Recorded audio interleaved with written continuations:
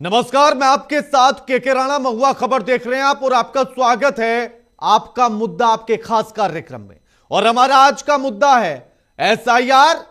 दर्द क्या सिर दर्द बन गया है? ये देश की सियासत का सबसे बड़ा सवाल उठ रहा है। क्या मतदाता सूची सुधार का अभियान लोकतंत्र को मजबूत कर रहा है या फिर बना रहा है मानसिक दबाव और राजनीतिक टकराव का कारण बन रहा है? क्या देश के 9 राज्यों और 3 केंद्र शासित प्रदेशों में चल रहा एसआईआर यानी कि स्पेशल इंटेंसिव रिवीजन, लेकिन सबसे ज्यादा बवाल, सबसे ज्यादा विरोध उठ रहा है पश्चिम बंगाल से, जहां बूथ लेवल ऑफिसर्स पर काम का इतना बोझ कि आत्महत्या तक की खबरें सामने आने लगी हैं। घर घर सर्वे, ऑनलाइन फॉर्म, डबल ड्यूटी और सवाल, क्या इंसान मशीन है? राज्य की मुख्यमंत्री ममता बनर्जी ने सीधे चिट्ठी लिखकर भारत निर्वाचन आयोग से कहा कि एसआईआर को तुरंत रोको, यह जबरदस्ती नहीं चलेगी, यह खतरनाक है। और इसी बीच एक और बड़ा ट्विस्ट, सीमा पर तैनात सीमा सुरक्षा बल का दावा, एसआईआर के बाद से बांग्लादेश से अवैध घुसपैठ की कोशिशें बढ़ी हैं। आप सोचिएगा, इस लाइन को फिर से आप सुनिए जरा। इस लाइन में दावा क्या किया जा रहा है कि बीएसएफ का यह कहना है कि एसआईआर के बाद से बांग्लादेश से अवैध घुसपैठ की कोशिशें बढ़ी हैं। रोज 150 से ज्यादा लोग बॉर्डर पार करते हुए पकड़े जा रहे हैं।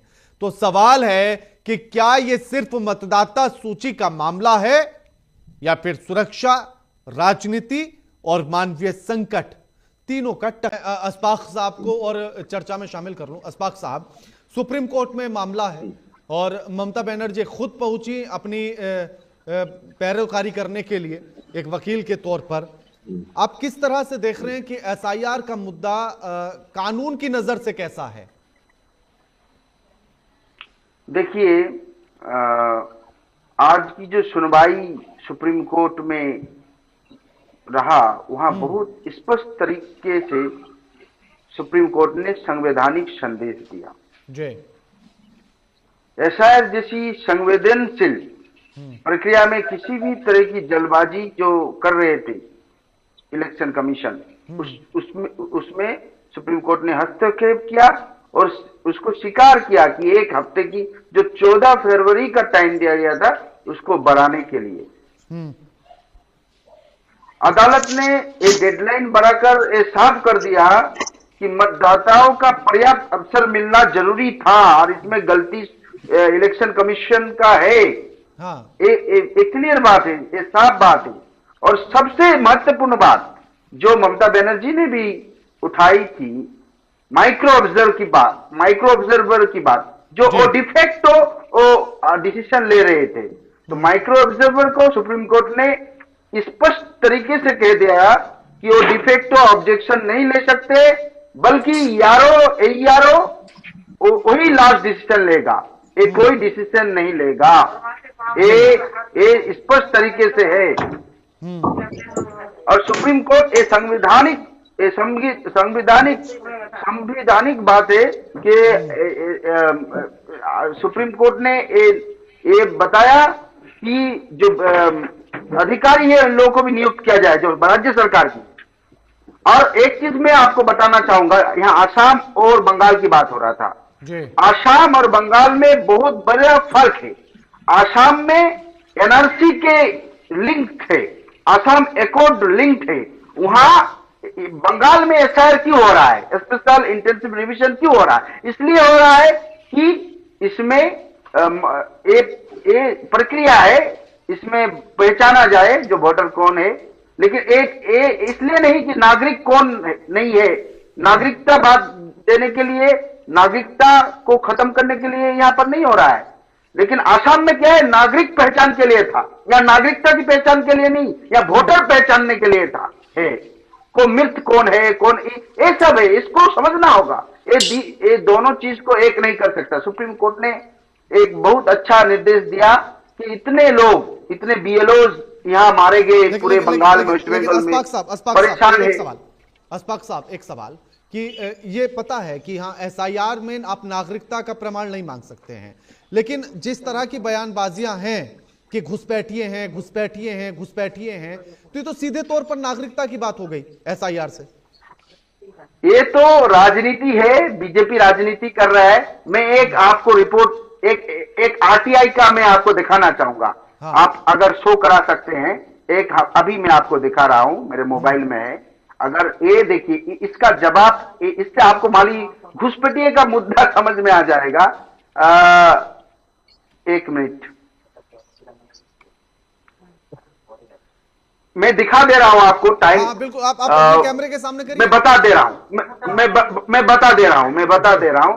जो आरटीआई रिपोर्ट में ये कहा गया, पूछा गया कि इतने साल से लेकर इतना कितने जो लोग हैं घुसपैठिया यहां अंदर आए हैं। हम मिनिस्ट्री से पूछा गया था ये सवाल, तो सवाल का जवाब है नहीं, कोई नहीं है, नो रिकॉर्ड फाउंड, नो जी। तो इसका मतलब है, देखिए ये ये गलत बात स्वीकार नहीं, उन्होंने ये कहा कि इसकी जानकारी नहीं है, नो फाउंड नहीं है, ये गलत बयानी हो रही है। अरे कोई घुसपैठिया आ जाएगा। आप बताइए, एक मैं चंद्रशेखर बाबूजी से पूछना चाहूंगा अधिवक्ता के अनुसार कि बताइए, मुझे लिस्ट दीजिए घुसपैठियों का। आप लिस्ट दीजिए ना, लिस्ट जारी कीजिए, सरकार आपकी है ना। ये जो एसआई का प्रक्रिया हुआ, इसमें घुसपैठिया कितने निकले, कितने करोड़, कितने करोड़ घुसपैठिया निकले, ये बताइए ना। आपके पास डाटा है चंद्रशेखर बासोटिया जी, आप ये बताइए, बंगाल में जो एसआई प्रक्रिया हुआ, इसमें घुसपैठिया कितने निकले, उसके आंकड़ा तो दीजिए भाई। नहीं मानते शेखर जी, चंद्रशेखर जी, उसका आंकड़ा दीजिए ना, कितने निकले। जितने भी लोगों को नोटिस दिया जा रहा है लॉजिकल डिस्क्रिपेंसीज की वजह से, ना कि अनमेट की वजह से, यानी ज्यादातर मेट हो चुका है। तो घुसपैठियों का जो आपका जो हुआ था, मुद्दा था, घुसपैठिए का जो बात था, जो आपने नैरेटिव तैयार करने की कोशिश पूरे पश्चिम बंगाल में की है, जो तो खत्म हो गया ना। जिनको ज्ञान नहीं है उनको अधिकारी बनाना चाहती है, अपने चाटी चूड़ा लोगों को। सुप्रीम कोर्ट, आपने माइक्रो ऑब्जर्वर क्यों भिजवाया था, जवाब दीजिए ना। बनवाया माइक्रो ऑब्जर्वर क्यों भिजवाया था? सुप्रीम कोर्ट से तमाचा मिल गया ना। नहीं, सरकार सुप्रीम कोर्ट ने तो तमाचा मार दिया आप लोगों को कि माइक्रो ऑब्जर्वर कोई हस्तक्षेप नहीं लेगा, फैसला नहीं ले सकता है। मुख्यमंत्री को तमाचा मारा, वो भी इस तरह कि आपकी कोई चुनाव आपके अधीन में नहीं है। 8,000 मैं कह रहा हूँ घुसपैठियों का जो मुद्दा आप बता रही है, ये घुसपैठिया आप बताइए, होम मिनिस्टर किसके है और बॉर्डर किसका, बीएसएफ किसके अंदर में आता है? अरे भाई बीएसएफ, मेरे एक सवाल का जवाब दीजिए ना। बीजेपी के प्रवक्ता जी से मैं सवाल पूछना चाहता हूँ, जो बॉर्डर कौन जिम्मेदार है बॉर्डर की? चंद्रशेखर बासोटिया जी, ये बताए बॉर्डर की निगरानी कौन रखेगा, ये तो आप बताइए, किसकी जिम्मेदारी है? जमीन नहीं देगी, Whose responsibility? नहीं करी, हमने तो किया, राज्य सरकार की है, राज्य सरकार की है। घुसपैठिए भाग रहे हैं। चंद्रशेखर जी, मेरे दोस्त, आप बताइए, बंधु जो भी है, आप बताइए कि घुसपैठियों का लिस्ट आप जारी करेंगे या कौन जारी करेंगे?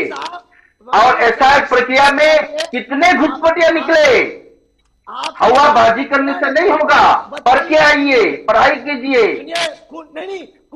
आप तैयार होके नहीं आए। की बात ना करें, आप इधर की बात ना करें, यह मुद्दा था। आप इधर का मत कीजिए, बताइए काफिला क्यों निकला? आप एसआईआर पे आइए, आप एसआईआर पे आइए।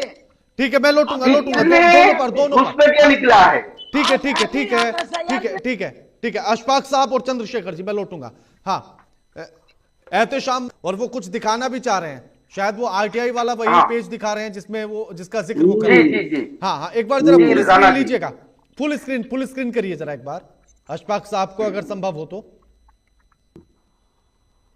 हाँ अशफाक साहब, थोड़ा सा क्लियर नहीं हुआ, और थोड़ा सा पास आपको करना पड़ेगा ये। थोड़ा सा और पास लाइए, थोड़ा सा प्लीज पास लाइए। हाँ, कुछ क्लियर हुआ है।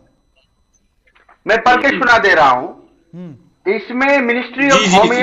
अफेयर्स फॉरेन डिवीजन ने ये लिखा है, जो ये बीजेपी जो नैरेटिव तैयार कर रहा है ना, इस नैरेटिव को ध्वस्त कर दिया गया। अमित शाह जी के डिपार्टमेंट ने कहा, in this context it is informed that illegal migrants enters into the country without valid travel documents in clandestine and surreptitious method. Data of such foreign nationals staying in the country is not centrally available and direct। तो बताइए, जब आपके पास ना data है ना कोई प्रक्रिया से, तो आप इस एसआईआर को जो नॉर्मल पहले एक्ट नहीं था, सिर्फ इंटेंसिव रिविजन होता था, उसको नागरिकता के साथ कैसे जोड़ रहे हैं। यानी आप नागरिकों को एक नोशन में डाल रहे हैं, उनको जो भाग रहे हैं वो कौन है? उनको जो भाग रहे हैं वो कौन है, मुझे आप बताएं। कौन भाग? जो भाग रहे हैं बॉर्डर से अपने पुलिस लेके, पूरा बंगाल में आप आके देखिए, ये न्यू टाउन बगल में अरे आप जो करोड़ों की बात कर रहे हैं, आप जो करोड़ों की बात कर रहे हैं, बॉर्डर किसकी जिम्मेदारी है? कलकत्ते में जो बॉर्डर किसकी जिम्मेदारी है? आप ऐसा हवा पूरे देश में कर रहे हैं कि बंगाल में सिर्फ घुसपैठिया रहते हैं। एक सवाल, हाँ अशफाक साहब, मैं एक बंगाली होकर कह रहा हूं आपको, कैसे आप कह सकते हैं? अशफाक साहब एक सवाल, आप बंगालियों के अपमान कर रहे हैं। साहब एक सवाल, चंद्रशेखर जी एक सवाल। आपने खुद अभी ये स्वीकार किया कि एसआईआर जैसे ही शुरू हुआ तो जो घुसपैठिए थे वो भागने लगे और आपने जाने दिया। ऐसा है, उनके पास दस्तावेज नहीं है ना, तो उनको पकड़ना चाहिए था ना आपको, उनको पकड़ के पूछताछ करनी चाहिए थी, उनको पकड़ कर पूछताछ करनी चाहिए थी। डॉक्यूमेंट नहीं है, ये मुख्यमंत्री क्या चाहिए, कागज नहीं दिखाएंगे। ये मैं कह रहा हूं ना चंद्रशेखर जी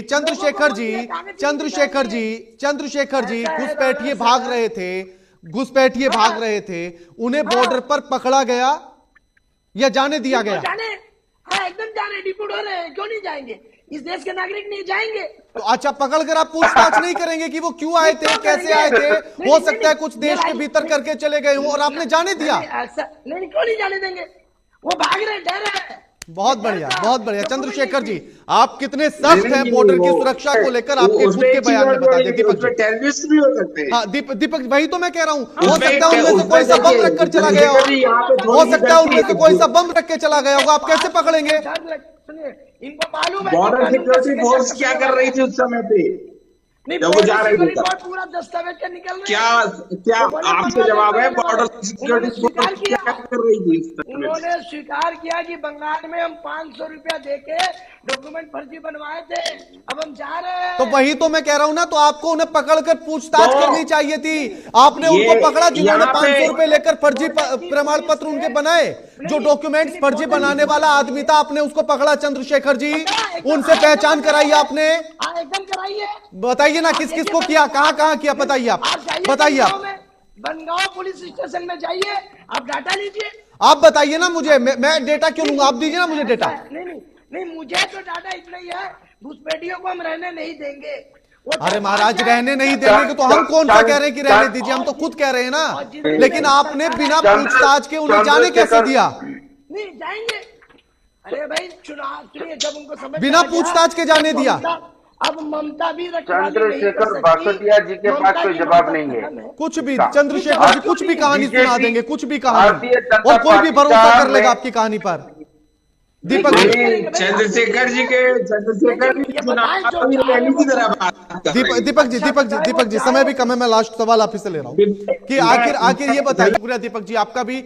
अशफाक साहब आपका भी शुक्रिया, और साथ ही एहतेशामुल हक साहब आपका भी शुक्रिया हमारे साथ इस चर्चा में जुड़ने के लिए। लेकिन सवाल वही कि एसआईआर पर इतना बवाल, भले से ही आरोप प्रत्यारोप का जो सिलसिला है उसके बीच एक दूसरे पर आरोप मढ़ने की कोई भी कोर गुंजाइश नहीं छोड़ी जा रही है।